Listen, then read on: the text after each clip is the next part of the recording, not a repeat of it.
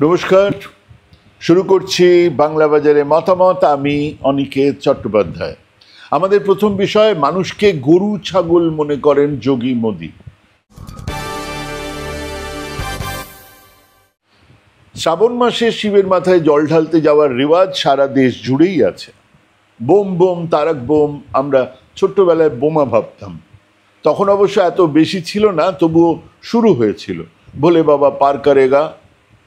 দেশের প্রধানমন্ত্রী সরকার তো চাকরি দিতে পারে না, মাথার উপরে ছাদ দিতে পারে না, অসুস্থ হলে চিকিৎসা দিতে পারে না, কাজেই ভোলে বাবা পার লাগাও, ত্রিশূলধারী শক্তি জাগাও। খালি পায়ে ফোসকা তুলে কাঁধে ভার নিয়ে পবিত্র নদীর জল শিবের মাথায় ঢালো আর তাকে সঙ্গোপনে জানিয়ে দেওয়া মনের গোপন ইচ্ছে, মন কি বাত। তো সেই প্র্যাকটিসটাই উত্তরপ্রদেশেও আছে। মানুষ আমাদের রাজ্যের মানুষজনের মতোই কাঁধে বাঁক নিয়ে যান উত্তরপ্রদেশে। তাদের কাওরিয়া বলা হয়। কাওরিয়া আমাদের বাংলায়, এমনকি বিহারে বা উত্তর ভারতের বিভিন্ন জায়গাতেও এই জল ঢালতে যারা যান তারা ওই কদিন নিরামিষ খান, শুদ্ধাচার যাকে বলে। যদিও গাঁজা বা কারণবাড়ির ছড়াছড়ি আমরা অন্তত এই বঙ্গে তো দেখেইছি। তা কি উত্তরপ্রদেশে চালু আছে জানি না। তবে কাওয়ারিয়াদের সেবা করার জন্য বহু মানুষ রাস্তার ধারে তাদের জায়গা করেন। সেখানে তাদের বিশ্রামের জন্য ব্যবস্থা থাকে, খাবারের ব্যবস্থা থাকে, তাদের একটা মোটামুটি রুট আছে। তো এবার সেই রুটের দুধারে যে দোকান আছে সেই দোকানের মালিকদের নাম যেন দোকানের সামনে বড় করে লেখা থাকে। মানে এই হিন্দু তীর্থযাত্রা পথে সেই হিন্দু যাত্রীরা যেন ভুল করেও মুসলমান দোকানে না খাবার খেয়ে ফেলেন, জল না খেয়ে ফেলেন, তার জন্য যোগী সরকার এক ফতোয়া জারি করেছেন। দুধারের দোকানের ওপরে যেন বড় করে নাম লেখা থাকে। কার নাম? দোকানদারের নাম। এরকম নির্দেশ বহু আগে পোল্যান্ডে জার্মান প্রশাসন দিয়েছিল। 29 অক্টোবর 1939-এ তারপর জার্মানি, পোল্যান্ড, অস্ট্রিয়া, চেকোস্লোভাকিয়া সব জায়গাতেই এই আইন জারি করা হয়েছিল। বলা হয়েছিল প্রত্যেক ইহুদিকে সামনে এবং পেছনে জামা কোটের ওপরে পরিষ্কার করে ইহুদি ধর্মের পবিত্র ছকোনা তারা চিহ্ন লাগাতে হবে, না লাগালে গুলি করে মারা হবে। ইহুদিরা কোনো প্রতিবাদ না করে ওই স্টার অফ ডেভিড লাগাতে শুরু করেন। পরে ওই দেখে ইহুদিদের ধরে ধরে কনসেন্ট্রেশন ক্যাম্পে পাঠানো শুরু হয়েছিল এবং তারপর 60 লক্ষ ইহুদির মৃত্যুর কথা তো আমরা জানি। এই কি সেই শয়তানি?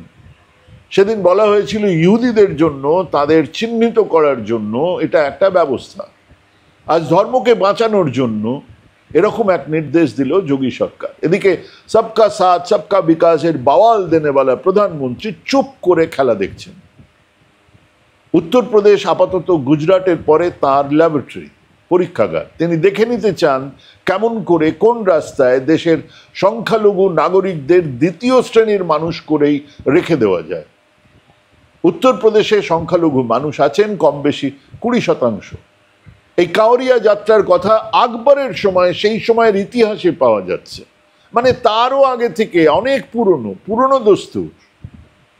মুসলমান শাসনের অধীনে থেকেও এই শ্রাবণ মাসে শিবের ঢালা, মাথায় জল ঢালা চালু ছিল, তা কখনো প্রশ্নের মুখে পড়েনি। কখন পড়লো? যখন আদিত্যনাথ যোগী, এক হিন্দু কনভার্ট যোগী সন্ন্যাসী মুখ্যমন্ত্রীর পদে আছেন, তখন মনে হলো যে যদি এই তীর্থযাত্রীদের জাত চলে যায়, যদি এরা মুসলমান মালিকদের দোকানে খাবার খেয়ে ফেলেন।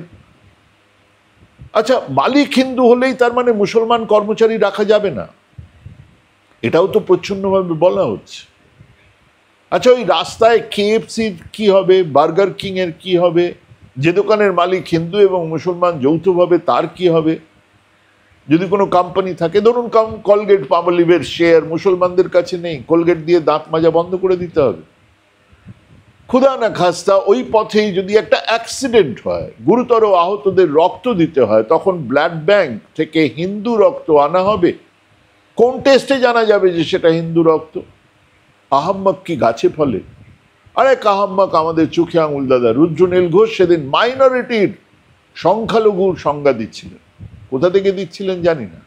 ওনার জ্ঞান ভাণ্ডার থেকে তুলে আনা রত্ন মাণিক্য ছড়াচ্ছিলেন। জানালেন 5% বা তার কম জনসংখ্যা থাকলে তাকে নাকি মাইনরিটি বলে। মানে উনি বলছিলেন আমাদের দেশে, আমাদের রাজ্যে 30% মুসলমান, তারা তো মাইনরিটি নন। কোন সংবিধানে বলা আছে? কোন রেফারেন্সে তিনি বলছেন? মুখ খুললেই ছড়াবেন, তবু মুখ খুলবেন। আসলে দেশের সংবিধান, ইতিহাস, গণতন্ত্র, প্রজাতন্ত্র নিয়ে কোনো ধারণাই নেই বলেই কেবলমাত্র ঘৃণা ছড়ানোর জন্য এরকম এক ফতোয়া জারি করে আদিত্যনাথ জানিয়ে দিলেন দোকানের ওপরে নাম লিখে রাখতে হবে। আসলে এই যোগী মোদিরা দেশের কেবল সংখ্যালঘুদের নয়, সমস্ত মানুষজনকেই গরু ছাগল বলেই মনে করেন। তাই গায়ে দাগ কেটে দিতে চান, মার্কা দিয়ে রাখতে চান। কোনটাকে কাটা হবে, কোনটার ছাল ছাড়াতে হবে, তার হিসেব রাখার জন্য। কাওয়ারিয়াদের রাস্তায় মার্কা দেবার ঘটনা তো কেবল এক অছিলা মাত্র। আমাদের দ্বিতীয় বিষয় দুর্নীতি, তৃণমূলের শুদ্ধিকরণ। পৃথিবীর সমস্ত রাজনৈতিক দলে শুদ্ধিকরণ এক প্রসেস, এক প্রক্রিয়া, যা শুরু হয় হারের পরে বা এক অসম্ভব প্রতিকূল হাওয়ায় জয়ের পরে। এবং সেই শুদ্ধিকরণ যে কেবল দলের মধ্যে দুর্নীতির সঙ্গে লড়াই তা কিন্তু নয়, বহু সময় তা দলের আদর্শের শুদ্ধিকরণও হয়ে ওঠে। কমিউনিস্ট পার্টিতে তো বহুবার চীন, রাশিয়া, এমনকি ভিয়েতনাম, কিউবাতেও এ ধরনের শুদ্ধিকরণের ঢেউ এসেছে। পার্জিং, খুন, বহু সময় তা বিরোধী গোষ্ঠীকে নিশ্চিহ্ন করার কাজেও ব্যবহার করা হয়েছে। আমাদের দেশে কংগ্রেসের এক শুদ্ধিকরণের পালা ছিল 67-70 জুড়ে। গুঙ্গি গুড়িয়া তখন দলের রাশ হাতে নিচ্ছেন। আমি এই শুদ্ধিকরণের কথা বলছি স্বাধীনতার পরে। দলের সিন্ডিকেট নেতাদের সরিয়ে নতুন কংগ্রেস তৈরি হচ্ছিল। তারপর কংগ্রেস মোটামুটি গান্ধী ফ্যামিলির দখলেই চলে গেছে এবং কিছুদিন পরে গান্ধী ফ্যামিলি ছাড়া কংগ্রেসের কোনো অস্তিত্বই নেই। এমন এক অবস্থায় কিছু নেতা, গ্রুপ অফ 23 জন মিলে একটা শুদ্ধিকরণের চেষ্টা চালিয়েছেন। সেটাও ছিল আদর্শগত আর সাংগঠনিক শুদ্ধিকরণ। দাঁড়ানোর আগেই সেই প্রক্রিয়া শেষ হয়ে গেছে। সিপিআইএম, বঙ্গ সিপিএম এর শুদ্ধিকরণ বেশ এক বলে কয়ে শুরু করা অভিযান।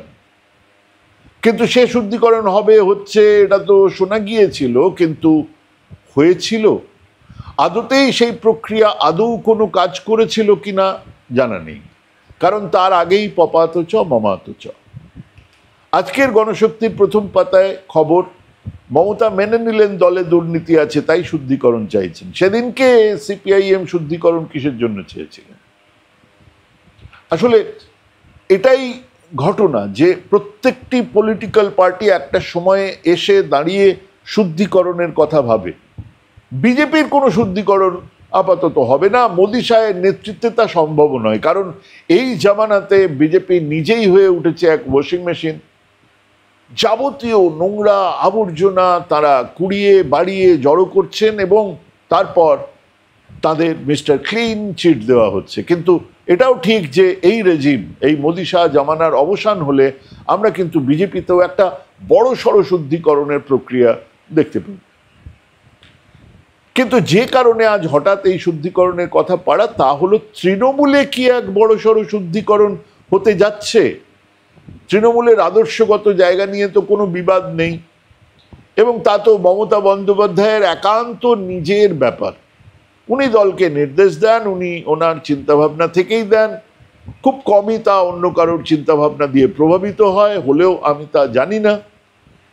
ওখানে উনি দিশারি, কাজেই ওই আদর্শগত শুদ্ধিকরণের কোনো অবকাশই তৃণমূলে নেই।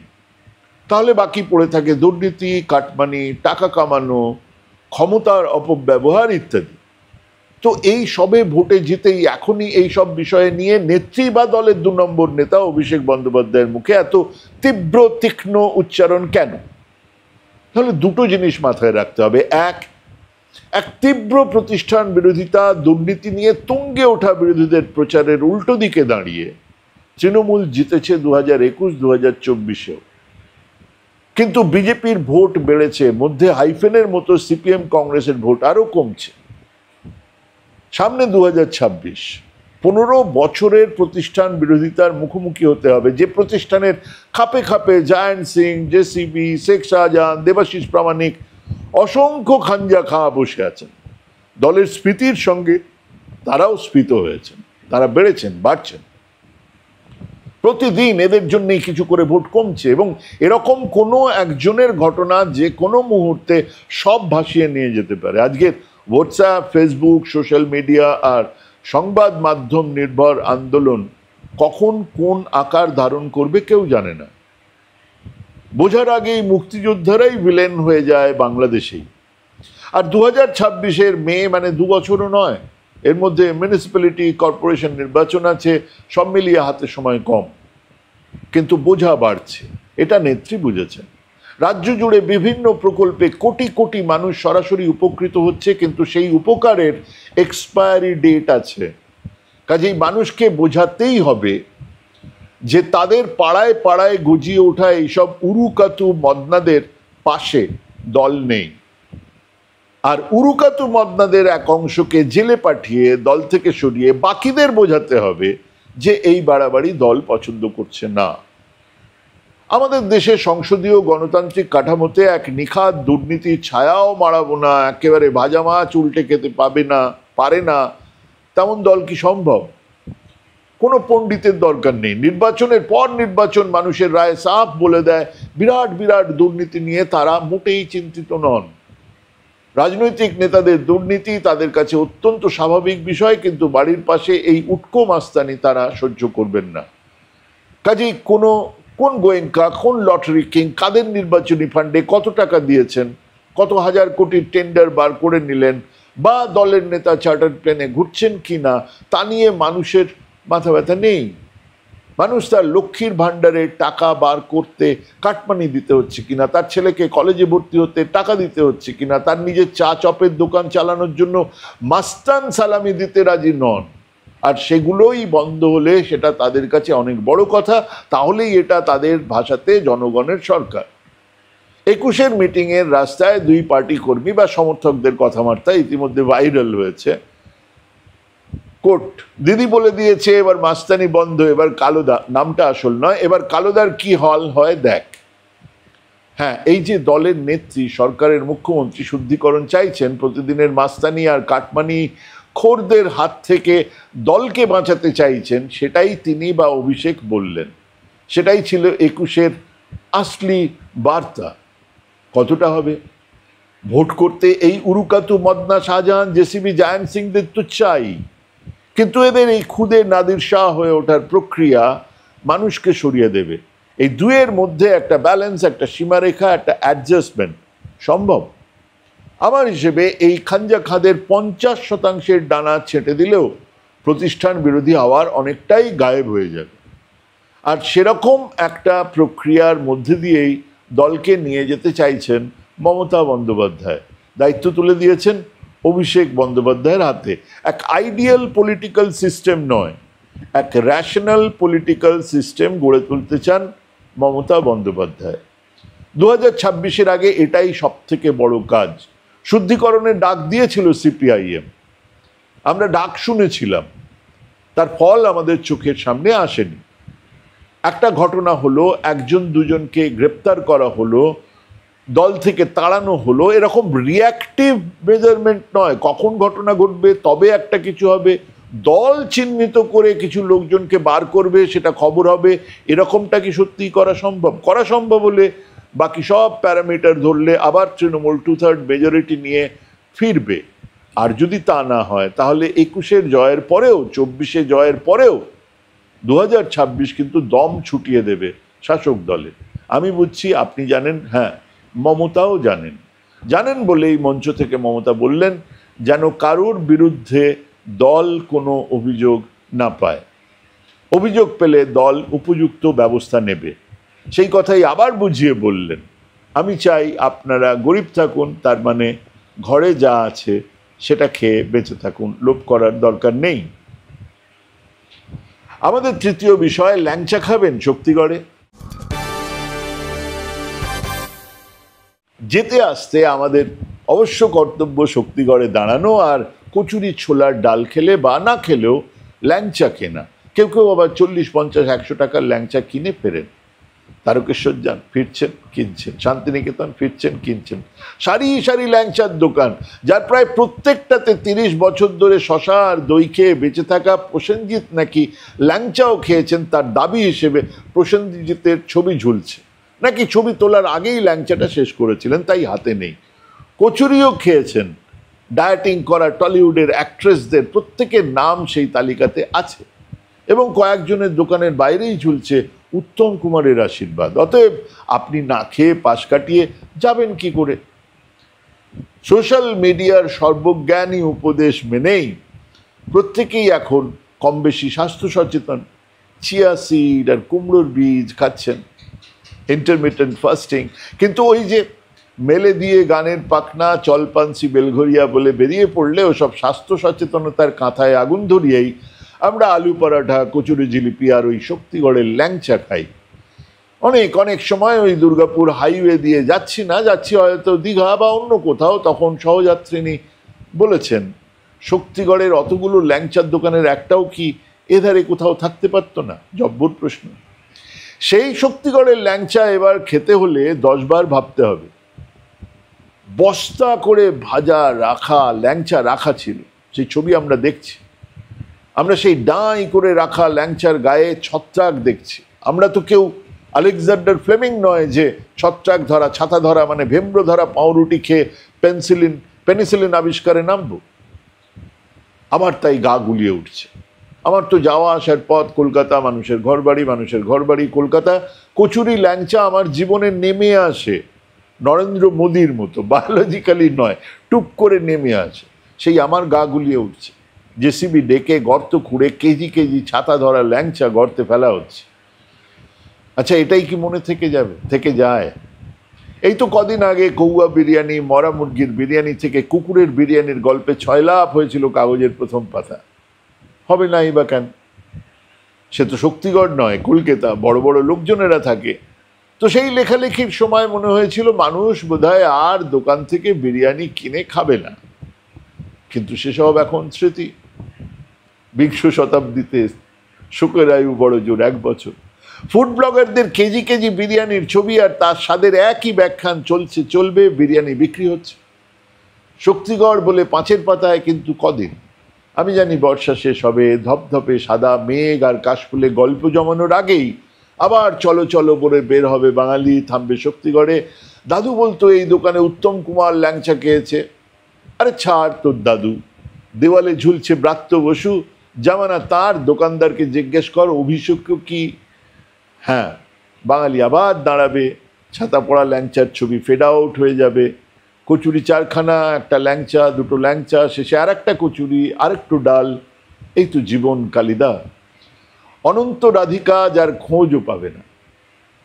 নমস্কার, আজকের শেষ করছি আমাদের অনুষ্ঠান। শেষ করার আগে একটা কথা বলি, আমাদের এই অনুষ্ঠানে যদি আমরা মাঝে মধ্যে এরকম ধরনের খাবার দাবারের কথা, সিনেমার কথা, বেড়ানোর কথা রাখি, আপনাদের কি খুব খারাপ লাগবে? রাজনীতি বাদ দিয়ে আরও অনেক কিছু। যদি খারাপ লাগে তাহলে জানাবেন, যদি চান তাহলেও জানাবেন, আমরা সেগুলো তাহলে শুরু করতে ভরসা পাবো। আজকে এখানেই শেষ করছি। নমস্কার।